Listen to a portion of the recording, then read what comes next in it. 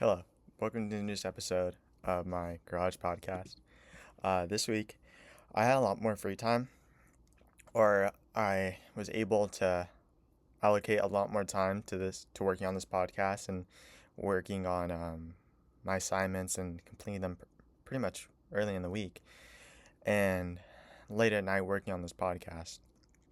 So this episode, I've kind of spent a bit more time on it, even though I had more things I needed to do.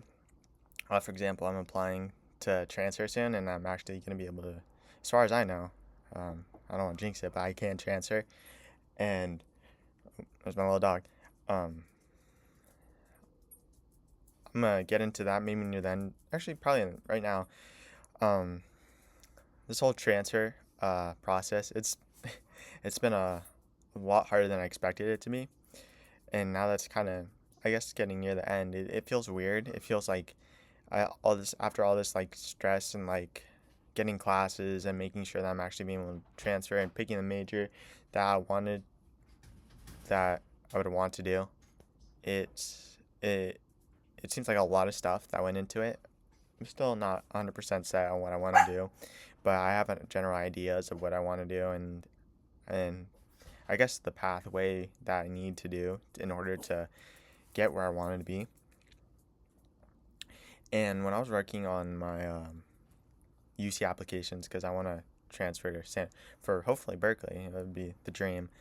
Um, Writing all the stuff that I did and just like kind of looking back on all the things I've done, it's kind of crazy to see, especially doing it all on my own. I've had help, but when it comes to actually acting on that, I have to do it on my own, like talking to counselors, reaching out to people, and doing stuff that I find interesting for myself, like this podcast, and instead of just like I guess like relaxing, actually being proactive towards something that I want to be doing, something that I actually would want to do in my life, and just kind of reading up on news and seeing how things correlate to real life. Um, and it's kind of been an experience, I guess, to say the very least. Um, and after writing about like my PIQ is my personal life, um, and seeing all the things and just kind of recounting the life I live, it's just crazy to see where I am right now. And also, I wasn't basically I wasn't taking my medication, and it was kind of weird, like trying to do work and all this other schoolwork and talking with people. I didn't realize how hard I was making it for myself. Um, but I don't know. It's still weird. This week has kind of been a big week for the AI boom slash bubble. Now looking on earnings reports and kind of looking, there's like less plausible cause that this is a bubble because these companies are actually making revenue. So, and compared to the dot com era where nobody was making revenue, it's a lot more plausible that this isn't a bubble. It's more of a boom. And so basically, I want to get into some basic definitions. Um, I've been talking about the S&P, the Nasdaq, and Dow a lot, but I wasn't really sure about what they were exactly. And this week, I kind of challenged myself to research and kind of truly understand why these indexes are so important and why they're always being talked about. And the first one that I researched was the Dow Jones. And basically, what the Dow Jones is a representation of the 30 blue chip stocks, meaning the cream of the crop or like the very top companies, the top earners. And it constantly changes, but it's basically the top 30 blue chip stocks. And it's isn't um it for the most part it's used as a quick tool to see how well the market is doing. Um, and it's not as specific as the other two, the Nasdaq and the S&P 500, but it's just to get brief overviews of um, how the economy is, or at least how how corporations are doing, because these it um because the economy tends to follow the Nasdaq, and if the Nasdaq and these top 30 these three major indexes are doing well, that means that it correlates to the economy doing well. But there's still some problems with it, and I'll get later into it. But kind of continuing with the Dow. It's not as specific as the other two, the Nasdaq and S&P, as I previously said. Um, and the way that the value of the Dow is calculated is by taking the top 30 companies and then dividing it by what's called the Dow divisor. And this is constantly adjusted and isn't a set thing, but it's adjusted to maintain historical continuity. And for the other two, this is kind of a trend. Like these the way that the stock is calculated is basically um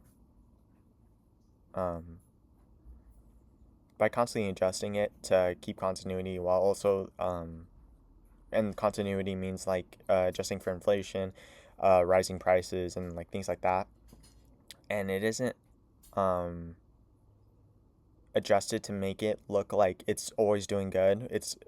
There's times where it gets adjusted and it goes down a lot, but for the most part it's just to keep up with historical continuity. And the reason that this is the most watched, or one of the most watched indexes, is because of the trends that these stocks have, um, is which tends to happen to the economy as a whole. So um, they're bellwether stocks, which means that they're leaders in the in trends. So that means if um, I guess they're kind of like sheep. So like if sheep go like one way, then if like the lead, I guess the Dow is like a shepherd. So tells the if it's going one way, then the rest of the sheep are going to follow. Um, and the main difference between the Dow and the Nasdaq is the Nasdaq is a stock exchange, and the Dow is a representation of the top 30 or the blue chip companies, or just blue chip means is a company that have lots of prestige. And I got this from Investopedia. Just basically, the title is like, what is the Dow, and then the Nasdaq versus the Dow.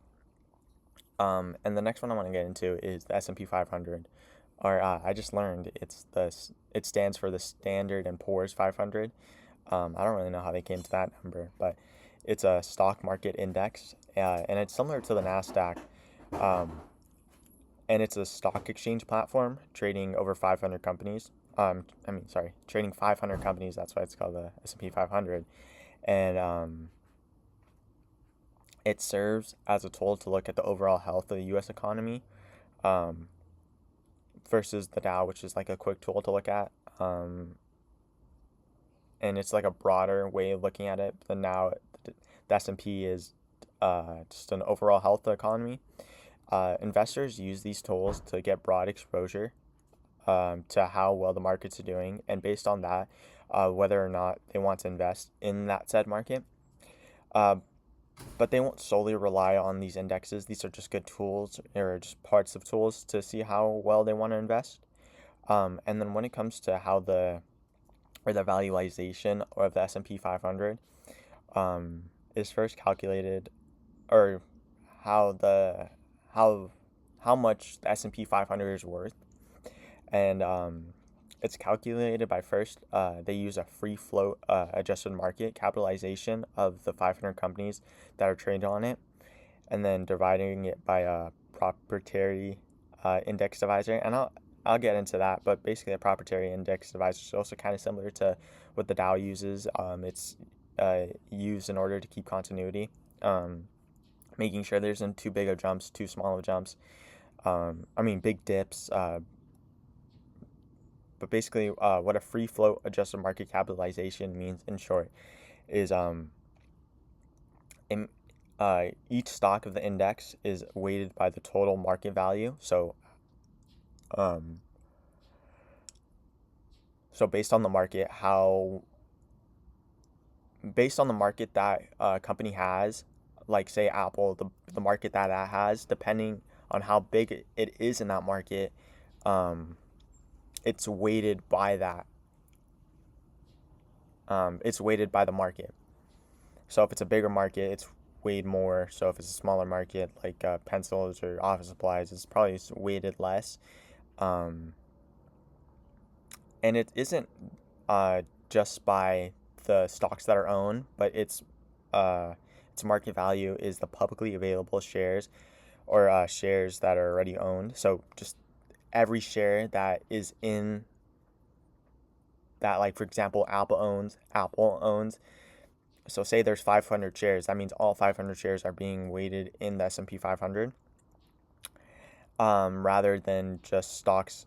Um, I'm sorry, rather than stocks that are already owned. So the S&P is all the stocks that the Apple owns, and um, it's not just shares that are already owned. Then what happens next is uh, it's divided by the Proprietary Index Divisor, which is also used to keep continuity, just like the Dow, and is mostly calculated by investment bankers or investment managers. Um, and so basically, that's what the S&P 500 is, just off 500 companies, and it's a trading platform. So um, it's where brokers and people buy and sell stocks and from these companies, and that's how you buy stocks from Apple and all these other and from other companies. Um, and next is the Nasdaq, which is a market capitalization weighted index. And what does this mean exactly? First, it watches companies mainly in the tech industry, but it watches over, if I'm not wrong, it watches over 2,500 companies, which is kind of the largest out of the three. So but mostly in the tech sector. So it kind of watches over tech companies mostly.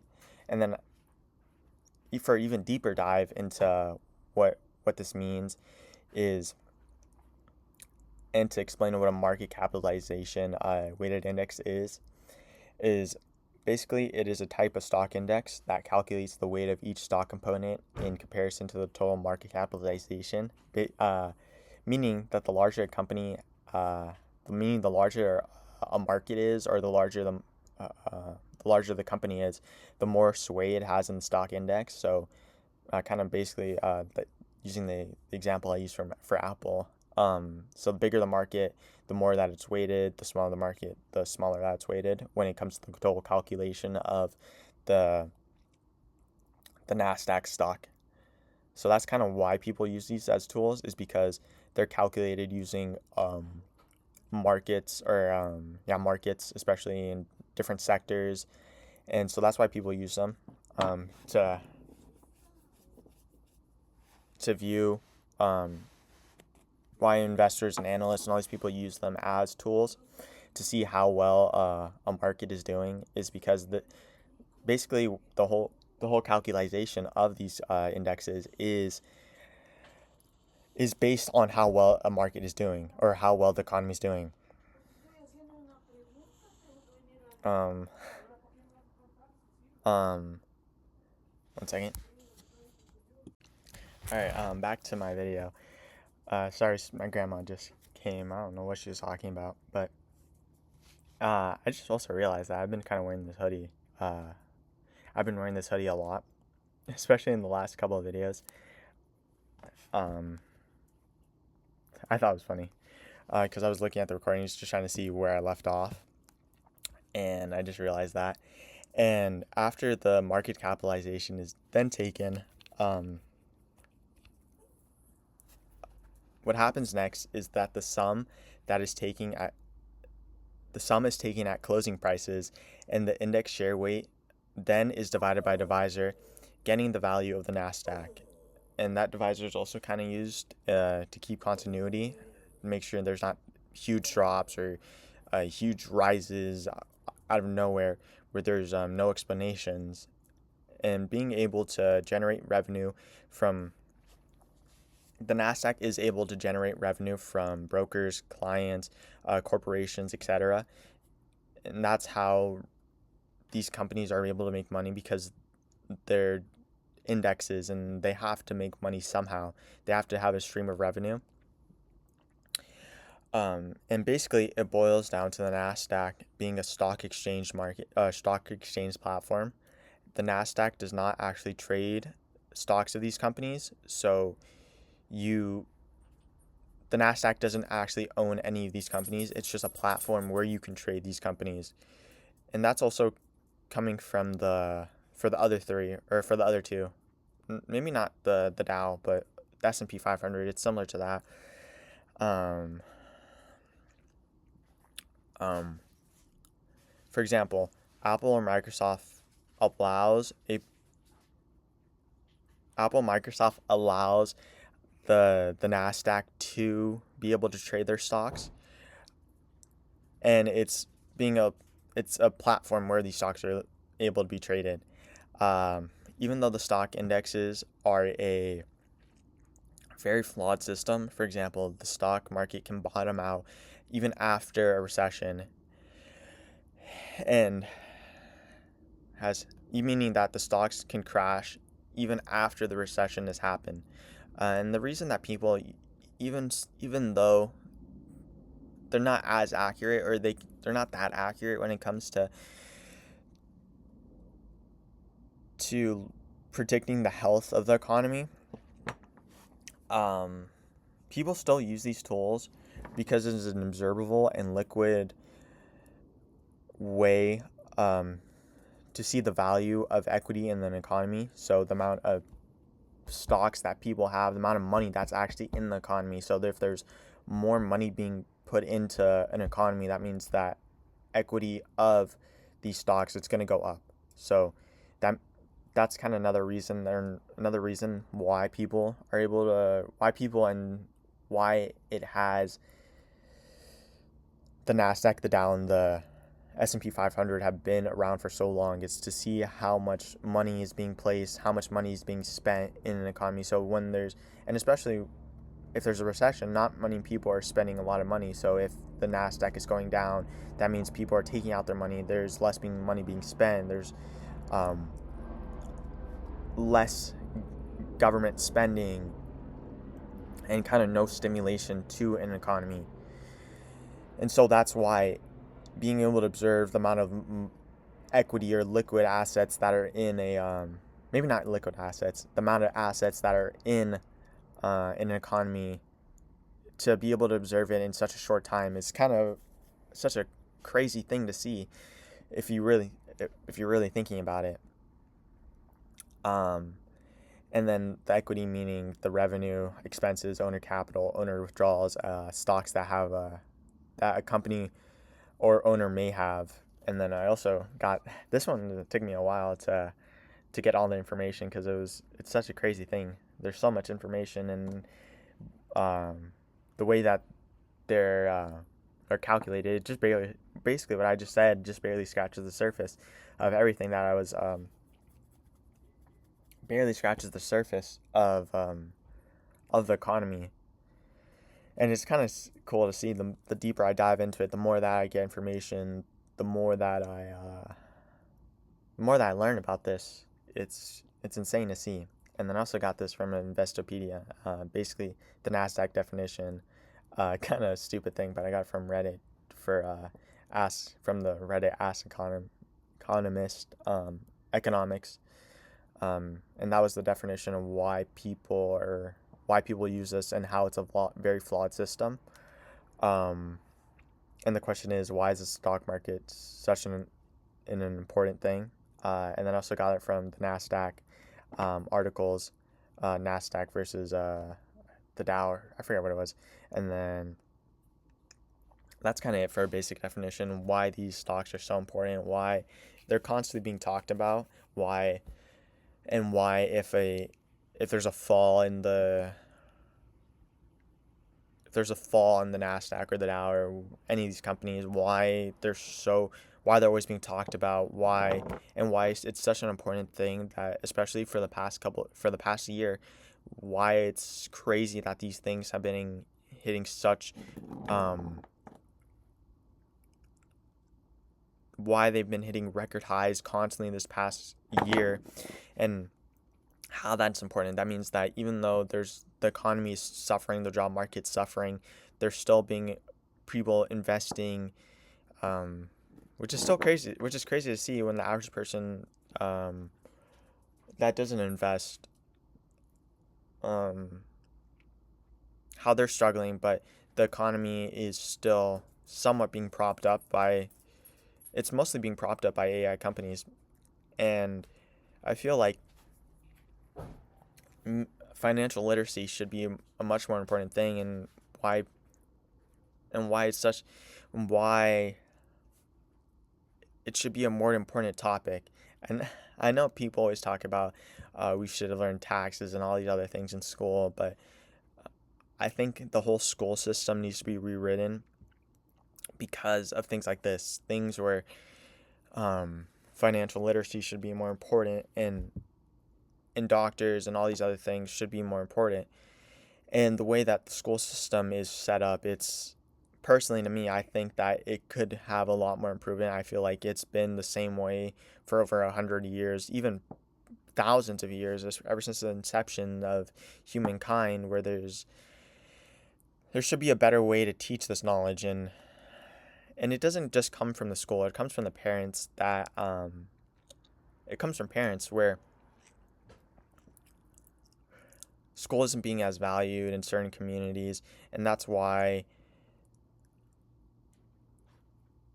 and generations and generations of people learning the same thing and not questioning it, it's what leads to people being in lower income neighborhoods. And I think that the school system, or at least parents in general, there should be more of a leadership. And I think there's a system that's being set up to keep people down, but I don't know if there's that's my opinion on it. My opinion is subject to change. I can constantly learn, but basically I think the school system should be improved. That's kind of a tangent and a whole nother topic. And uh getting back to what the main focus of this podcast is. Um I keep saying uh the next topic I want to talk about is from an article from the Wall Street Journal. The market rout intensifies, sweeping up everything from tech to crypto. And this was on Monday, November 17th, if I'm not wrong. The S&P 500 slips below their 50-day moving average for the first time in 138 trading days, basically the past year. I think trading days are from Monday to Friday. I might be wrong. And the Dow's industrial cap worst 3-day drop since April. And April was when Trump announced his Liberation Day tariffs, which was an insane thing to announce, where he was announcing tariffs on every country in April during his first couple of press conferences. Actually, I may be wrong about that, but when in April was the Liberation Day tariffs, and that presented a huge problem in the economy. A lot of stocks dropped because of the information that was given that day from the president. And this is an article by David Uberti, Uberti. And this kind of goes into the past week. Major stock indexes have experienced a huge sell-off. A lot of people selling off, basically, seeing their worst since April from when Trump announced his Liberation Day tariffs. Stocks from crypto to futures to the Dow experienced this huge loss of value. The reason for this is people wanted to test whether there was an AI bubble or not, to see if the money that to see the true value of the economy. Investors were looking to see the valuation of the stocks and see if they're correct, and if the stocks are performing as well as they're valued, then it is more than likely that they will roll into the next year. So to see if the profits that are making right now, if it's going to happen next year, and testing to see if there's going to be a bubble, or testing if there's any future problems that may arise. And so this week there's a huge sell-off to see how well these things were going to perform next year. And if it was rolled to next year, it will shut down any ideas that there is an AI bubble, and will be more likely for investors to invest in AI companies, hoping that it will pay off. And when it comes to Wall Street, it's better to follow trends. It's better to be a part of it. It's basic human nature to follow trends and be a part of something. Your client, these hedge fund managers, these other people that invest for you, when their clients are constantly being told about their friends that are making huge sums of money off crypto, why wouldn't they want to get in? And even though it is a highly risky market, seeing these their friends and them making huge investments um, and it paying off, why would you not want to get into it? And on Wednesday, I got this. This was on Monday when I was doing this research. Nvidia. This already passed, and I'll get it into the next section. Nvidia on Wednesday was to release its revenue reports, and if it was good, and a little bit of foreshadowing, it was good. From their latest snapshot for their chip demands, and that was the Blackwell chips, the newest ones that are being used for AI, uh, AI, AI processing, computing, and all these things. And meaning how many people are willing to buy these chips, or the demand and revenue that people are willing to buy for these AI chips as well. Since the government shutdown is no longer happening, it's kind of reinstated. I'll probably get into that next week and kind of see the effects or the things that was settled on in to reinstate the government. The September job data that was supposed to be released but got postponed because of the government shutdown. It was announced that it will be released on Thursday, and I didn't get to that, but because I didn't see that. I was too focused on the Nvidia's earnings report. This will also help to see how well the economy is performing, and investors should place their money in the market and how they should approach and make decisions when it comes to markets. Take a deep breath because this is a lot of stuff that we're talking about. My script. I'm still working on this, trying to figure out what's gonna work, and I find that having a script when I have essays and things to memorize. So if I look down, it's not because I'm trying to avoid it. I'm just looking at my script. And I say a lot. I really noticed that. Markets have been up and down. Tools that I've mentioned before, such as the CBOW Volatility Index, have been hitting highs and look similar to April after Trump's announcement, the Liberation Day tariffs. Right now, this is just investors testing the markets and to see, and it looks like it's failing. A day that many remember when Trump announced that he was going to put tariffs on the world is giving similar results to when people are looking to see what is happening next. And it's a little scary. And it may be because just of the huge sell-off, that's why there's so much red, there's so much down on just an average day. I didn't get to see if there was a specific reason why they chose today, to see if there was or on Monday, to see if there was a specific problem. Maybe because of the in anticipation for the Nvidia's earnings reports and Thursday's jobs market release. And seeing that there was a lot of falling, and it kind of made investors weary. Amazon is a leader right now, which is crazy to say because also during the dot-com bubble, many were investing because of the decisions and money that was being able to be made from Amazon.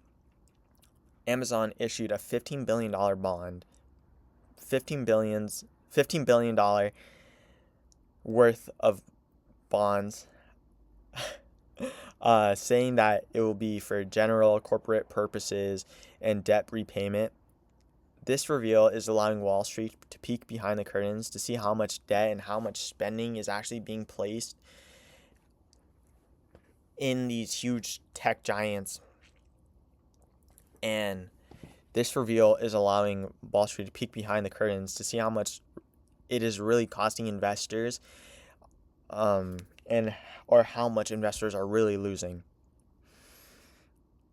And ever since technology has taken over, it's been such a major player in our economy. And seeing how much sway these companies have to see if the decisions that they make, it's very scary to say the least, because we're propping up these companies in something that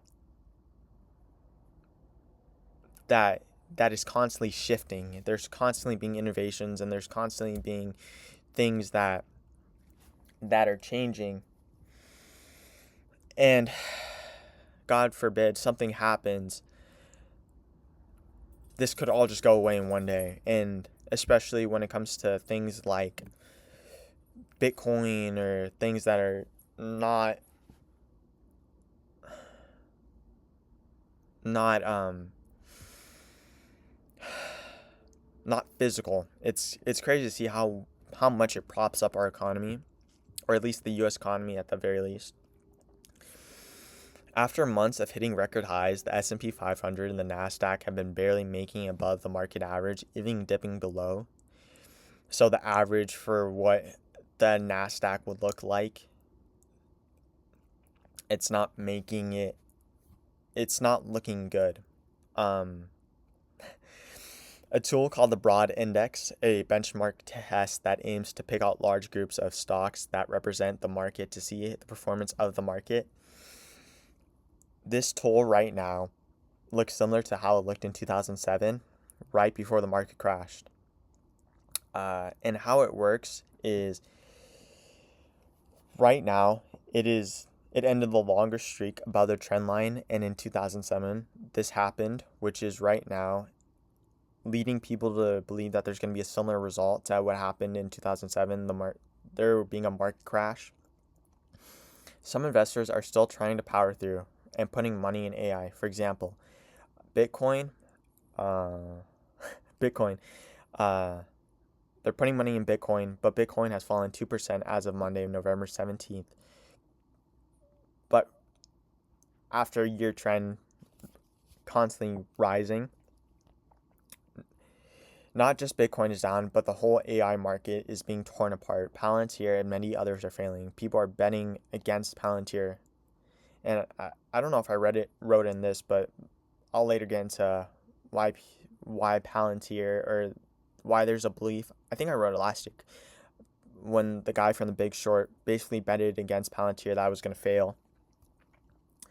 And if there's not good news, which there kind of is this week, then there's going to be more instability in the markets. Wall Street is now starting to get restless because the unprofitability of big tech companies. They're not turning in profits more. They're spending more than they're actually making, and in layman's terms, is searching for something with its eyes closed because of the government shutdown, not having information that they once had. Wall Street, and now because the government shutdown is over, Wall Street can actually look at data and back test and see how markets are actually performing, and see how they can plan their moves next, and see how much allocation, how much spending is being sent to these tech companies.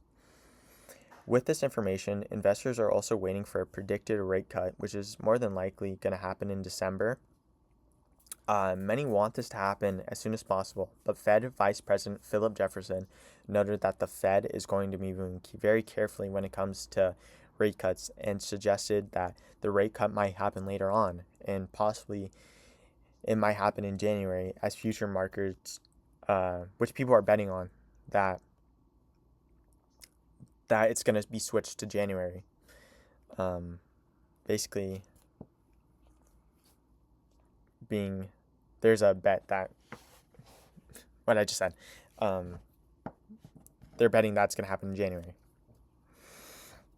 And after reading this article and looking through the comments, there's kind of a general consensus that this has been going on for far too long, especially for the past, since the 2000s, the dot-com bubble. And it's kind of been building up, and the president, people, I don't know exactly how true this is, but basically people are saying the president for the past 20 years, from Obama to Clinton to Bush to Trump to Biden and to, they've been kind of doing nothing, and it's kind of been being a build up. And as far as I know, that can't be true. That, I feel like there has to be more of a story to this. And if this bursts, it will be a culmination of years of decisions that businesses and governments that have made to lead to this very decision, to this very situation. And I hope that people learn from this and get informed to prevent this from actually happening again by voting leaders that will make actual changes, not just making false promises. And earlier this week, on Wednesday especially, I'm not somebody that actually can say this advice or give advice on what people should do, but in the comments of that article, there was a general consensus that this is a good time to be investing. And reading through social media and all these other things, that people have come to this consensus that right now is a good time to build a lot of money, because these companies are losing lots of value, and no matter what, they're going to recoup them, they're going to regain them. And so on Wednesday was a good time to buy in, especially in NVIDIA. And the next one is, on Wednesday, NVIDIA released a press release giving information into how well they're actually performing. And I got this from the investors and the official press release from NVIDIA, and also a article from the Wall Street Journal again.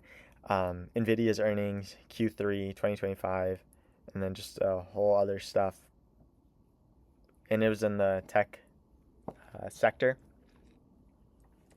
And basically what it boils down to is NVIDIA's earnings reports are better than expected for Q2 revenue, quarter two, and is up 22% from a year ago, 22% from Q1 to Q2. And from a year ago, the tech giant is up 62%.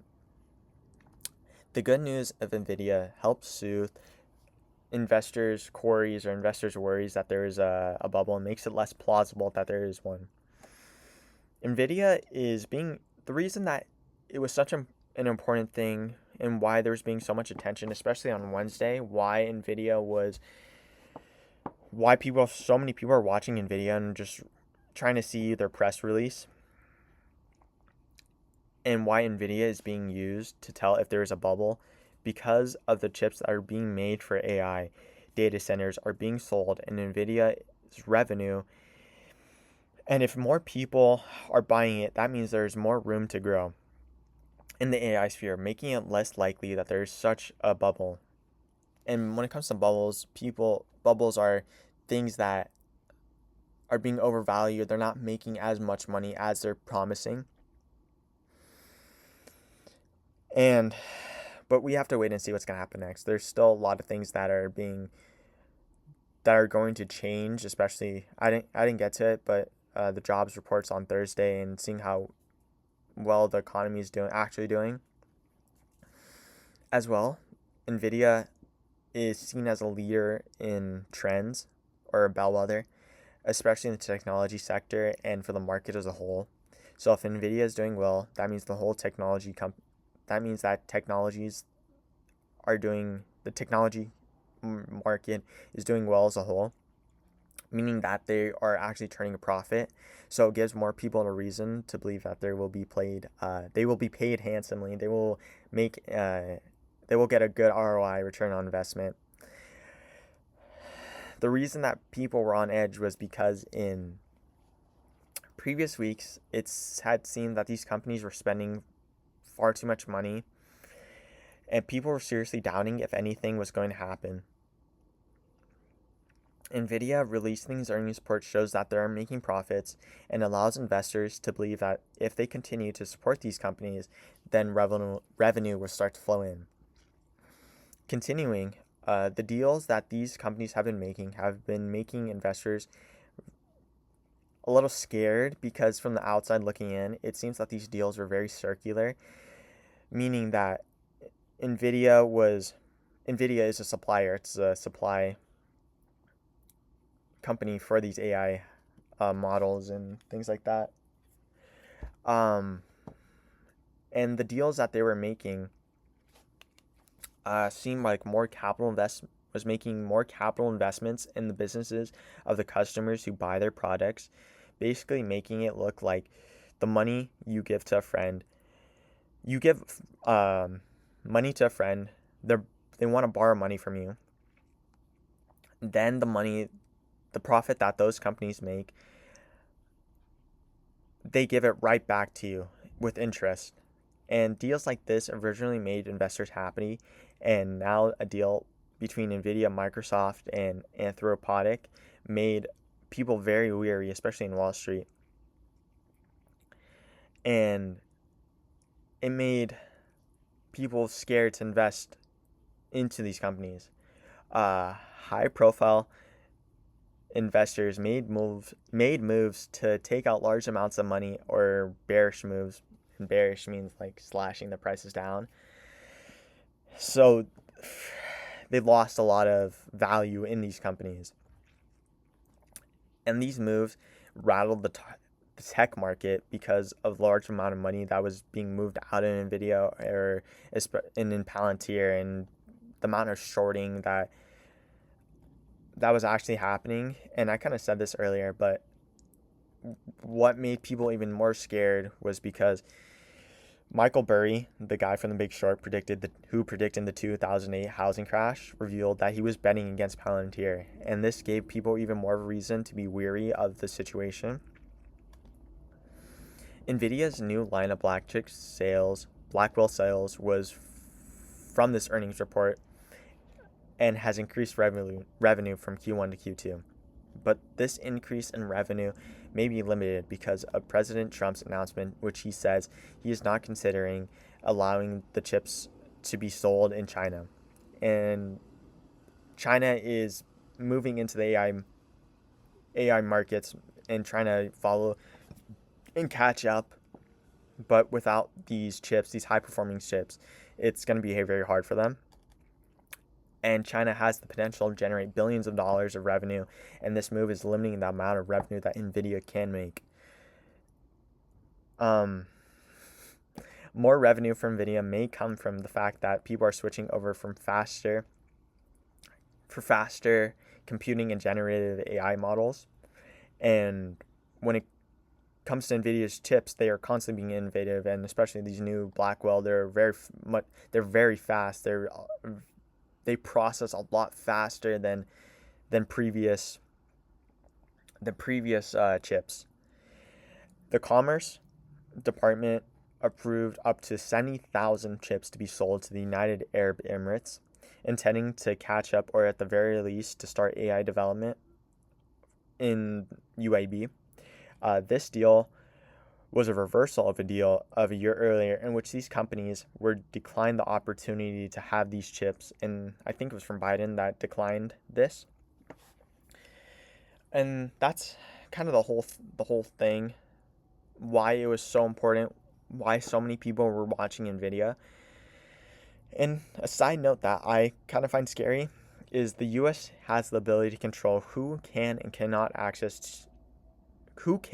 have access to these chips, and it's very scary, especially right now when many people who have built a relationship to the president at the very least are tech CEOs.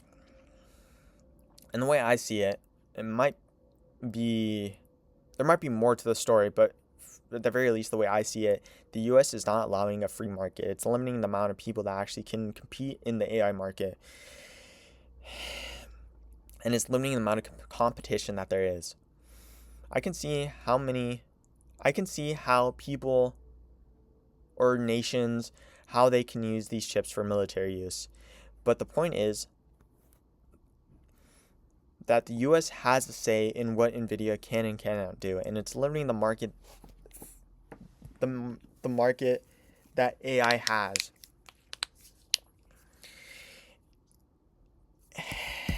And I don't want to say this, kind of just my assumption. It's kind of creating a monopoly, at least for the U.S. has the U.S. is having a monopoly on the AI the AI sector, the tech sector, because they have control over Nvidia. And this episode was a lot longer expected. It was really fun to research all these things and kind of see the buildup of weeks on weeks of information that was being released constantly, and being able to pour more time into this and allocating more time. Um, it was very cool to read and learn information. And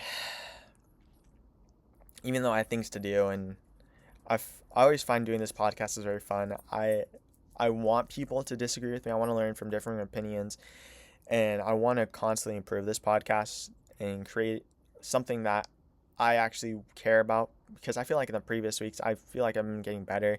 I'm kind of not just regurgitating what the article says. I feel like I'm putting my own opinions into everything. And